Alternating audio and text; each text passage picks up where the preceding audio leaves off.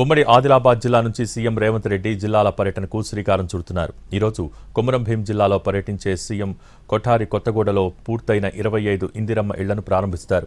కొత్తగూడలో తొలి విడత కింద నిర్మించిన ఇందిరమ్మ ఇళ్ల లబ్ధిదారులతో కలిసి సీఎం సామూహిక గృహప్రవేశ కార్యక్రమంలో పాల్గొనున్నారు. కాంగ్రెస్ ప్రభుత్వం ఏర్పడ్డాక గత ఏడాది 28 ఇళ్లు మంజూరు చేసింది. అందులో 25 ఇళ్ల నిర్మాణం పూర్తయ్యాయి.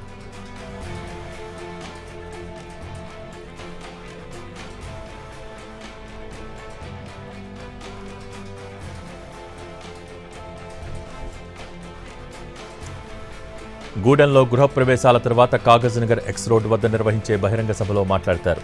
ఇందిరమ్మ ఇళ్ల పథకం 2వ విడతకు శ్రీకారం చుడతారు. ఇందిరమ్మ ఇళ్ల తొలి విడతలో రాష్ట్ర వ్యాప్తంగా 4.5 లక్షల ఇళ్ల నిర్మాణ ప్రక్రియ ప్రారంభమైంది.